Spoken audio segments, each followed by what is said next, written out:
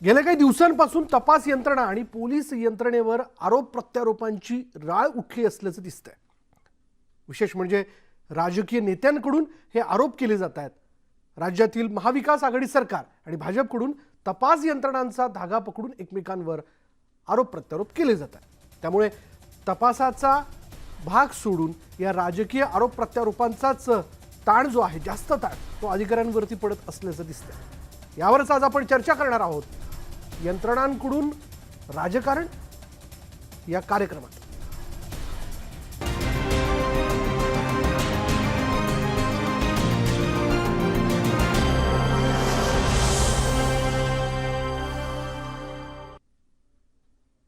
चर्चा तर होणारच आणि याविषयी चर्चा करण्यासाठी आज आपल्याबरोबर आहेत मान्यवर पाहुणे। आपल्यासोबत आहेत भाजपचे आमदार राहुल नार्वेकर आणि काँग्रेसचे मुख्य प्रवक्ता अतुल लोंढे देखील आहेत। सुरुवातीला मी अतुल लोंढे यांच्याकडे जातोय। अतुल लोंढे, मला थेट पहिला प्रश्न आपल्याला असं विचारायचा आहे, कोण करतंय तपास यंत्रणांच्या आडून राजकारण? कोण करतंय हा प्रश्न म्हणजे थोडासा स्पष्टच आहे की भाजप सर्व संविधानिक संस्थांचा वापर हा त्यांच्या राजकीय फायद्यासाठी करून घेत आहे। मी एक ग्लेरिंग उदाहरण देतो। राहुलजी आणि आम्ही त्या विषयावर अनेक वेळा होतो। सुशांत सिंग राजपूतच्या केसमध्ये बिहारची निवडणूक होती आणि राजपूतांचं तिथे 10 ते 11% मतदान आहे। त्याच्यासाठी गुप्तेश्वर पांडे पासून इथपर्यंत सीबीआयची केस तिकडनं हे करणं, ईडीचा ईसीआर जो आहे तो तिथून लॉन्च करणं, या सगळ्या गोष्टी ज्या आहेत त्या महाराष्ट्राने पाहिल्या आहे। आणि त्यावेळेस मी चॅलेंज केलेलं होतं की बिहारच्या निवडणुकीनंतर जर हा मुद्दा बीजेपीच्या लोकांनी लावून धरला, अशाच पद्धतीने सुशांतला न्याय देण्याचा प्रयत्न केला, तर मग आम्ही मानू की तुम्ही यांचा वापर करत नाहीये। हे झालं एक उदाहरण बिहारच्या निवडणुकीनंतर। त्याच्यावर यांनी किती पत्र पाठवले, त्यांचे 2 आमदार होते तिथले, राहुलजी आहेत, यांनी काय केलं आपल्याला सगळ्यांना माहिती आहे। आपण पाहून राहिलो आता सुशांत सिंगच्या वडिलांची कुणाला काळजी नाही आणि त्याला न्याय देण्याची काळजी नाही, जो नरेटिव्ह सेट केला होता तो आपण पाहिला।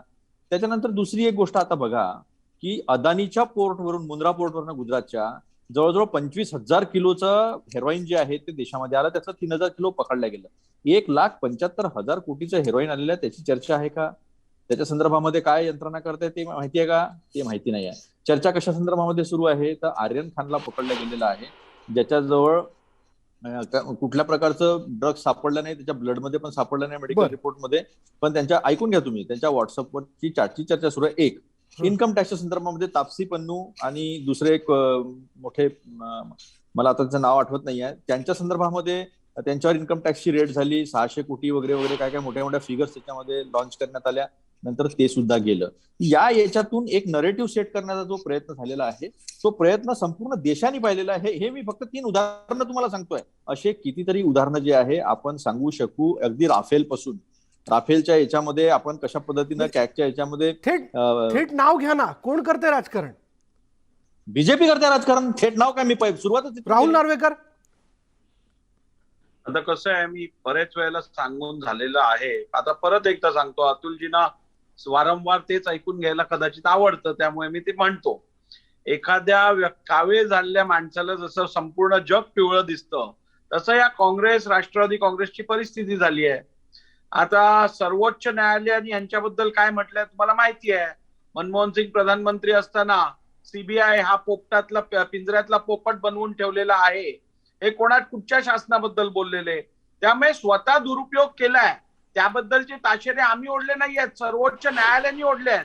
त्यामुळे ह्यांना स्वाभाविक असं वाटतं की जसं आपण वागलोय, सत्तेवर आल्यानंतर इतरही लोक तशीच वागतात, पण तसं नसतं। भारतीय जनता पार्टी ही संविधानावर विश्वास ठेवणारी पार्टी आहे। आपल्याला सांगू इच्छितो की या संविधानाने एक्झिक्युटिव्ह, लेजिस्लेचर, ज्युडिशरी याचं विभाजन अगदी योग्यपणे केलेलं आहे। आज ज्या तपास यंत्रणा आहेत त्या तपास यंत्रणांना स्वायत्तता देण्यासाठी आमची कुठचीही अडचण नाहीये।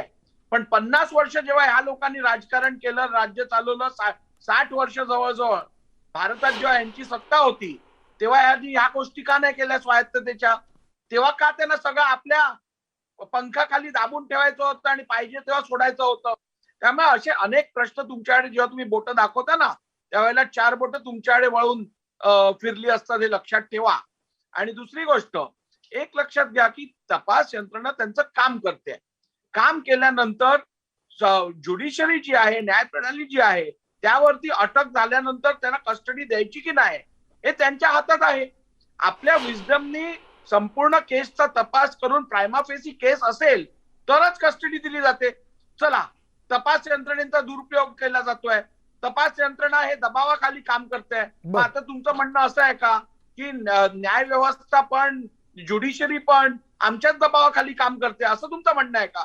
तुमचं इन्व्हेस्टिगेटिंग एजन्सीजवरती विश्वास नाही, तुमचा न्याय व्यवस्थेवरती विश्वास नाही, ज्युडिशियल फोरम्स वरती विश्वास नाही, तुमचा संविधानावरती विश्वास आहे की नाही, हा पण माझ्या मनात एक मोठी शंका आज निर्माण झाली आहे. पण राहुल नार्वेकर, मला थोडंसं पाठीमागे यायचंय. सुशांत सिंग प्रकरणामध्ये, त्या प्रकरणात मुंबई पोलिसांनी तपास केला, त्यांच्या तपासावरती संशय व्यक्त करण्यात आला, मग सीबीआय आलं. सीबीआयला यातनं काय मिळालं? अजूनही काय मिळालेलं नाही या सगळ्या याच्यात. यात राजकारण नाही झालं. जोपर्यंत मुंबई पोलीस याचा तपास करत होती तेव्हा हा तपास कसा काय दाबून ठेवण्यात गेला होता हे सर्वांनी बघितलं आहे. त्यामुळे सीबीआय आल्यानंतर किमान त्याच्यात वेग तरी आला, त्याच्यात काय ते इन्व्हेस्टिगेशन तरी व्हायला लागलं. पण हे साधा एफआयआर रेकॉर्ड करायला तयार नव्हते. मुंबई पोलीस 2 महिने एफआयआर रेकॉर्ड केला नव्हता मुंबई पोलिसनी. आपण काय म्हणत आहात? त्यामुळे मुंबई पोलीस अत्यंत एफिशियंट बॉडी आहे, अत्यंत जगभरातली प्रसिद्ध पोलीस फोर्स अशी मुंबई पोलीस आहे. परंतु या शासनाच्या दबावाखाली मुंबई पोलीस योग्यपणे आपलं काम करू शकत नसल्यामुळे शेवटी केंद्रीय तपास यंत्रणेला या केसमध्ये आणायला लागलं. आणि तसंच आपण तसंच इतरही केसेस बघितल्या. आता 100 कोटीच्या वसुलीची केस, मनसुख हिरेनची केस, या सगळ्या केसेस मध्ये मुंबई पोलीस कितपत पुढे गेली? बरं, आपला मुद्दा लक्षात आला राहुल नार्वेकरजी. अतुल लोंढे बोला. एक मिनिट नाही, ऐकून घ्या आता राहुलजी. 2 मिनिटं संपू दे, मला 2 मिनिटं संपू दे, त्यानंतर आपण बोला. वझे प्रकरणात ज्या सभागृहाचा मी सदस्य आहे त्या सभागृहात मुख्यमंत्री काय म्हणतात? वझे काय टेररिस्ट आहेत का? त्यांच्या पाठी लागायची काय गरज आहे? गृहमंत्री काय म्हणतात? त्यांना अजिबात पदावरनं काढायची गरज नाही. हे सगळे डिफेन्स होता वझेंचा. मुंबई पोलीस ह्याच्यावरती कुठची ऍक्शन घेत नव्हती. ज्या वेळेला सेंट्रल इन्व्हेस्टिगेटिंग एजन्सीज इन्व्हॉल्व्ह झाले त्यावेळेला ह्याच्या पाठचं सत्य हळूहळू बाहेर निघायला लागलं. मनसुख हिरेनचा मर्डर झालाय, खून झालाय, हे स्पष्ट झालं. ते दाबण्याचा प्रयत्न यांचा सरकार आणि यांचे वसुली मंत्री करत होते असा माझा ठाम आरोप आहे. अतुल लोंढे. नाही, हे असं आहे, राहुल नार्वेकर स्वतः काय म्हणतात त्याला, वकील आहेत सुप्रीम कोर्टाचे, आणि त्यांना सुप्रीम कोर्टाने केसमध्ये काय म्हटलं हे माहित नाहीये. सुप्रीम कोर्टाने सुशांत सिंगच्या केसमध्ये मुंबई पोलिसांचा तपास अगदी योग्य आहे असं म्हटलेलं आहे. तुम्हाला पाहिजे असेल तर मी सुप्रीम कोर्टाने जे काही म्हटलेलं आहे ते सांगून तुम्हाला लिहून पाठवतो काय म्हटलेलं आहे. आता याच्या केसमध्ये ज्या commissioner of police Paramvir Singh, ज्याचा सपोर्ट भाजपचा सपोर्ट आहे, भाजपच्या सपोर्टनी शेवटला लोकेशन अहमदाबाद आहे, ते चालले गेले. त्या परमवीर सिंगांनी ज्यांनी फक्त एक पत्र लिहून हे केली, त्याची चौकशी सुरू आहे. पण परमवीर सिंगवर लुकआउट नोटीस निघाला असताना सुद्धा केंद्र सरकार डोळे झाकून बंद करून पाहत आहेत. त्याला उचलून आणत नाही आहेत, त्याची संपत्ती जप्त करत नाही आहेत, कारण तो ह्यांचा माणूस आहे. अनुराग कश्यपचं मगाशी नाव विसरलो तुम्ही. अनुराग कश्यपच्या संदर्भामध्ये रेड झाली. काय झालं त्या 600 कोटीचं? काय कुठून आणले होते? काही नंतरचा तपास आहे का? तिथे फक्त बदलवण्याचा प्रयत्न, नरेटिव्ह सेट करण्याचा प्रयत्न केला गेला होता. राकेश असताना ज्या दिवशी आलोक वर्मा सीबीआयचे चीफ हे इन्क्वायरी लावणार होते राफेलवर, त्या दिवशी रात्री 1 वाजता पंतप्रधान त्यांच्या अखत्यारीत येतं सीबीआयचं ऑफिस, त्याच्यावर स्वतः रेड करणारे या देशाचे पंतप्रधान जगाने पाहिलेले आहे. आजपर्यंत असं कधी झालेलं नाही इतिहासामध्ये. हे काय सांगतात? यांना माहिती आहे का काय सुरू आहे देशामध्ये? संविधानाची कशी तोडफोड सुरू आहे माहिती आहे का? या देशाचे चीफ जस्टिस निकाल देतात आणि 1 महिन्यामध्ये राज्यसभेमध्ये जातात. लोक तिथले सगळे न्याय करणारे लोक जे तिथे सगळे जे खासदार उभे होते त्यांनी शेम म्हणून त्या चीफ जस्टिस ज्यांनी उदाहरण घेतलं होतं, यांनी काय केलं? रश्मी शुक्ला काय कायद्यावरती आहे का? नाही, माझं पहिले होऊ द्या. त्यांना तुम्ही पूर्ण वेळ दिला होता. इथे रश्मी शुक्ला यांना इन्व्हेस्टिगेटिंग एजन्सीनी बोलवलेलं आहे. काय केलं त्यांनी गैरवापर केला आपल्या याचा अधिकाराचा. त्यांनी देवेंद्र फडणवीस असताना, माझा देवेंद्र फडणवीसवर आरोप आहे, मुख्यमंत्री असताना त्यांनी गैरवापर केला आपल्या अधिकारांचा. कारण की रश्मी शुक्लांनी त्यावेळेस खोटे नावं दिले. नाना पटोलेंचा फोन टॅप केला, त्यांच्या सहकार्याचा फोन टॅप केला आणि त्याच्यानंतर खोटं याच्यावर ड्रग्स टेररिस्ट आहेत, ज्यांचा तपास करण्यासाठी त्यांनी त्यांचे फोन टॅपिंगवर ठेवले, येत नाहीत. सुबोध जयस्वाल इस्टॅब्लिशमेंट बोर्डचे अध्यक्ष होते, सीबीआयचे चीफ आहे. या देशामध्ये पंतप्रधानांना कठड्यामध्ये उभं राहावं लागलं होतं. सीबीआय चीफला का नोटीस जाऊ शकत नाही? सीबीआय चीफ का लपतात तिकडे केंद्रीय गृहमंत्र्यांच्या पदराखाली? या सगळ्या गोष्टी ज्या आहेत, या देशामध्ये कोणत्याही संस्थेची स्वायत्तता राहिली नाही आहे. कॅगचा रिपोर्ट पीएससी असते, पब्लिक अकाउंट कमिटी आहेत ना तुम्ही सभागृहामध्ये, केंद्राची पीएससीचे कोण राहतात अध्यक्ष? हे विरोधी पक्ष आपण उत्तर घेऊयात. आपल्या सगळ्या मुद्द्यांचं उत्तर घेऊ. राहुल नार्वेकर बोला. राहुल नार्वेकर, खोटा ऍफिडेव्हिट दिलेला होता सुप्रीम कोर्टामध्ये. खोटा ऍफिडेव्हिट सरकारने दिला. केंद्र तिकडे फ्रान्सच्या सरकारने एक एन्क्वायरी लावली राफेलच्या भ्रष्टाचारावर. बोला राहुल नार्वेकर बोला. आणि इकडे मात्र सगळं साफसफाई आहे, सगळी साफसफाई आहे, काही कायदा राहिलेला नाही आहे.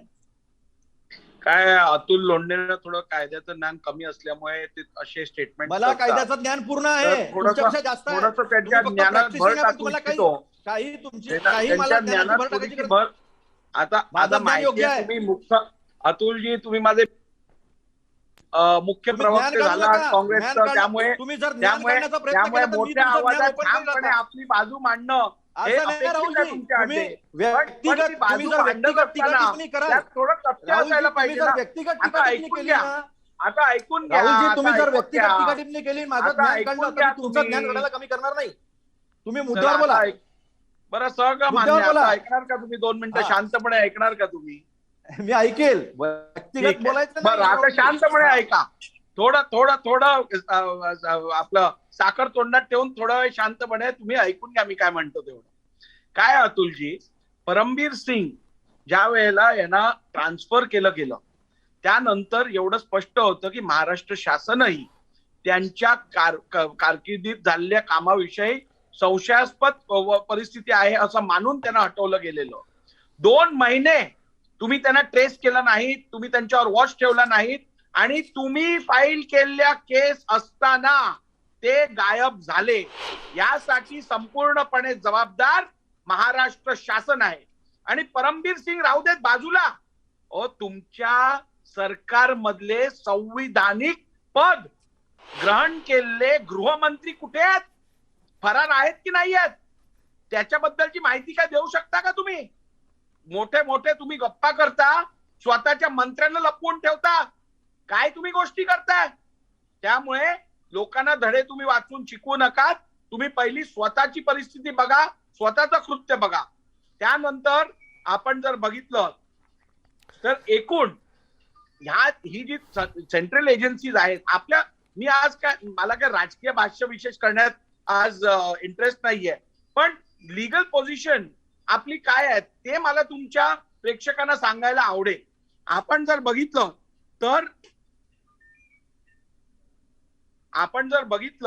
तर आपल्या संविधानाने केंद्र सरकारला पण अधिकार काही दिलेले आहेत, राज्य सरकारला पण अधिकार काय दिलेले आहेत.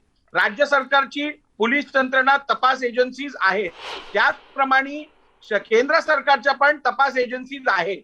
तर असं असताना, दोघांनाही अधिकार असताना, फेडरल स्ट्रक्चर मध्ये दोघांनी एकमेकांबरोबर कोऑपरेट करून करायची कामं असतात. असं असताना ज्या वेळेला केंद्रीय एजन्सीज राज्यात इन्व्हेस्टिगेट करायला कुठची मॅटर आले, राज्य शासनाने केवळ आणि केवळ त्यांचा विरोध केलाय, त्यांना त्रास देण्याचं काम केलंय. सुशांत सिंग राजपूत केसमध्ये ज्या वेळेला सेंट्रल एजन्सीज इकडे आल्या त्यावेळेला पण त्यांना क्वारंटीनचं कारण देऊन त्यांना तपास करायला न देता त्यांना अटकेत ठेवलं, त्यांना क्वारंटीन. बरोबर. या सगळ्या गोष्टी माहितीत राहुल नार्वेकरजी आपल्याला, पण या सगळ्या आरोप प्रत्यारोपांमध्ये आपण बघतोय की हो मी येतो आपल्याकडे. या सगळ्या आरोप प्रत्यारोपांमध्ये मात्र जे तपास अधिकारी आहेत त्यांच्यावरती ताण निर्माण होतो हेही आपण लक्षात घेतलं पाहिजे. अधिक बोलणार आहोत, मला दोघांकडे जायचंय, पण वेळ झाली का ब्रेक घेऊयात. पहा फक्त न्यूज 18 लोकमत.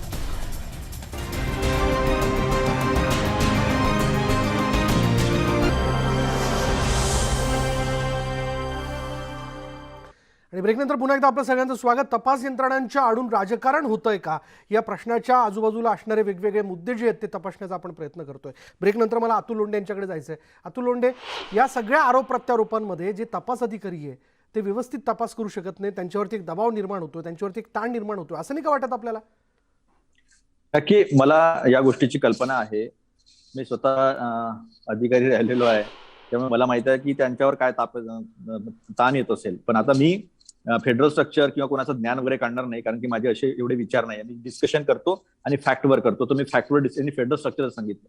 या देशामध्ये बगैर भाजपा शासित राज्यांमध्येच सीबीआय, एनसीबी, आयटीचा वापर का होतो, भाजप शासित का होत नाही? युपी मध्ये एवढे गुन्हे झाले आपण पाहिलेले आहे, त्याच्यात का सीबीआय जात नाही? आणि 8 राज्यांनी या देशामध्ये सीबीआयची ब्लँकेट परमिशन काढली. आता त्यांनी दिल्ली पोलीस इस्टॅब्लिशमेंट ऍक्ट एकदा वाचून घ्यावा व्यवस्थित, म्हणजे त्यांना समजेल असं का होत आहे. मग सीबीआयची ब्लँकेट परमिशन काढली असताना सुद्धा कोर्टाच्या माध्यमातून कसं येतं? गोगोई हे 4 जजेस पैकी होते ज्यांनी सांगितलं की याच्यामध्ये कसा दबाव आहे सरकारचा सुप्रीम कोर्टावर हे घेणारे. नंतर त्यांच्यावर जेव्हा एक महिला तिची आरोप करते, त्याच्यानंतर ते स्वतःची केस स्वतः लढतात. आणि त्यानंतर पुढे असं लक्षात येतं की पेगाससच्या माध्यमातून त्यांच्या घरच्या 11 लोकांवर जी आहे ती पाळत ठेवली गेली. पेगाससची चर्चा या देशाच्या संसदेमध्ये होत नाही, पार्लमेंटरी कमिटीमध्ये सुद्धा ती चर्चा होत नाही, अधिकाऱ्यांना जाऊ दिल्या जात नाही आणि कोणीही तिथला मेंबर जो आहे तो उपस्थित होत नाही. अधिकारी सांगतात आम्ही येऊ शकत नाही. हे पार्लमेंटमध्ये आपण पाहिलेलं आहे. ऐकून घ्या तुम्ही माझं, आता त्यांना बोलू दिलं, मला 1 मिनिट अजून द्या. आंध्र प्रदेशमध्ये 4 खासदार टीडीपीचे हे राज्यसभेचे एका दिवसामध्ये जातात. 4ही लोकांवर सीबीआय, आयटी आणि ईडी यांची एन्क्वायरी सुरू आहे. आता ती एन्क्वायरी बंद आहे. मुकुल रॉयच्या संदर्भामध्ये आपण शारदा स्कॅम मध्ये पाहिलं, हाच प्रकार सुरू आहे. या सगळ्या गोष्टींमध्ये जेव्हा आपण पाहतो की सगळ्या वैधानिक संस्थानांचा वापर कशा पद्धतीने सुरू आहे. आता कृषी कायदे जे केले, त्या कृषी कायद्यामध्ये कुठल्याही प्रकारची चर्चा लोकसभेत झाली नाही. राज्यसभेमध्ये डिव्हिजन मागितलं होतं. एका व्यक्तीने, एका सदस्याने जर डिव्हिजन मागितलं ते दिलं पाहिजे, पण तसं नाही, ते बुली केलं. 3 दिवस आमचे लोक संसदेच्या आवारामध्ये त्याच्या विरुद्ध आंदोलन करत होते. या सगळ्या गोष्टी एवढ्या ग्लेरिंग आहे की सातत्यानं, मी तुम्हाला मुंद्रा पोर्टचं बोललो गुजरातच्या, इतकं भयानक, म्हणजे काय नशेडी करायचं आहे का देशातल्या तरुणांना? तुम्हाला नशा द्यायची आहे का? तुमच्या हातात पोर्ट आहे एवढा मोठा, पण 1,75,000 कोटीचं हेरोईन येतं, त्यातलं 21,000 कोटीच पकडलं जातं, 3,000 किलो. आणि त्याच्या संदर्भामध्ये तिथे सीबीआय जात नाही गुजरातमध्ये. काय गुजरात वेगळं आहे का? आणि शेवटली गोष्ट, भीमा कोरेगावचा तपास जो आहे तो इथे पुणे पोलीस करत होते. त्या याच्यात कशा पद्धतीने वापर केला ते आपण पाहिलं. महाविकास आघाडी सरकार आल्याबद्दल एनआयए जे आहे ते सुमोटो, महाविकास आघाडी सरकार आल्याबरोबर सुमोटो जे आहे ते स्वतःकडे तो आपला तपास घेऊन घेतात. याचाच अर्थ असा आहे की तुम्ही कोणाला तरी वाचवता, तुम्ही गुन्हेगारांना तुमच्या पाठीशी घालता. राहुल नार्वेकर तुमच्याकडून जे बोलतात त्यांच्यावर कुठली यंत्रणांचा वापर होत नाही, पण यांच्या विरुद्ध यांना प्रश्न विचारणाऱ्या लोकांवर त्याचा वापर होतो. राहुल नार्वेकरांचं उत्तर घेऊ, अतुल लोंढेजी. हा, राहुल नार्वेकर.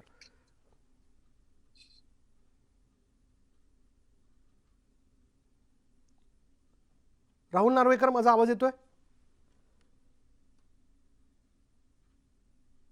आता कशाला आवाज? आता अतुल लोंढेंचा जो आरोप होता की पार्लमेंटमध्ये आमचं म्हणणं ऐकूनच घेतलं जात नाही, आम्हाला बोलायलाच मिळत नाही, त्यासाठी तुमचे सदस्य पार्लमेंटमध्ये बसायला पाहिजेत, त्यांनी हाऊसचे प्रोसिडिंग चालू व्हायला द्यायला पाहिजे. तुम्ही बघितलंय ज्या प्रकारे हाऊसला डिस्टर्ब केलं गेलं विरोधी पक्षांनी, असं डिस्टर्प्शन आजपर्यंत कोणी बघितलं नव्हतं.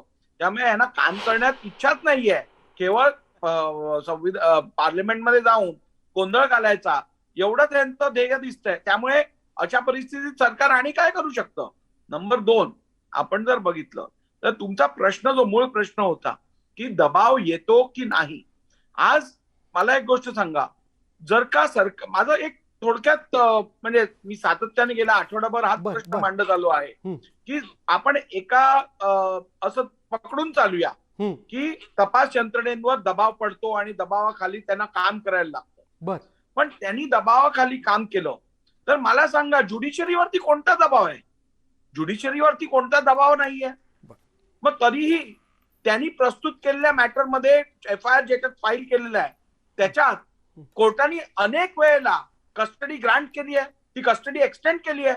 प्रायमा फेसी केस असल्यामुळेच असं होतं. तर अशा परिस्थितीत मला वाटतं, एक लोकसेवक म्हणून, भारताचा सच्चा नागरिक म्हणून, भारताच्या नागरिकांनी तपास यंत्रणेवरती विश्वास ठेवायला पाहिजे, त्यांना त्यांचं काम करायला द्यायला पाहिजे. आपल्या दोघांचाही मुद्दा लक्षात आला. माफ करा, मी थांबवतोय तुम्हाला बोलताना, कारण माझ्याकडे 30 सेकंद वेळ संपलेला माझ्याकडे. 30 सेकंद, फक्त 30 सेकंद, एकच मुद्दा. अर्णब गोस्वामीच्या चार्ट मध्ये वो जज अपना ही है, उसको एडजस्ट अपन कर लेंगे, अशा पद्धतीचे इन्क्रिमिनेटिंग अनेक मेसेजेस आहेत. टीआरपी तर फार छोटा मुद्दा आहे, त्याच्यापेक्षा इतर अनेक मुद्दे आहेत अर्णब गोस्वामीचे. मग अर्णब गोस्वामीला वेगळा न्याय का? हा माझा प्रश्न आहे. अर्णब गोस्वामी कोणी ठीक आहे. कायद्याच्या वरती घडलेल्या असलेला काही माणूस घटना आहे आहेत, का? त्यातले काही संदर्भ आहेत जे वारंवार समोर येताना दिसत आहेत, पण यातनं कळीचा मुद्दा एकच आहे की तपास यंत्रणांच्या आडून राजकारण नको, त्याचा योग्य पद्धतीने त्यांना काम करण्याची म्हणून संधी देणं आवश्यक आहे. जे आरोप प्रत्यारोप होत आहेत त्यातून तपास यंत्रणेतल्या अधिकाऱ्यांवरती एक दबाव तयार होतोय आणि त्या सगळ्या ताणात ते व्यवस्थित काम करू शकत नाहीये, हे मात्र चुकीचं आहे. यानंतर इथेच थांबणार आहोत. आपल्या दोघांचे धन्यवाद. यानंतर इथेच थांबूयात. पहा फक्त न्यूज 18 लोकमत.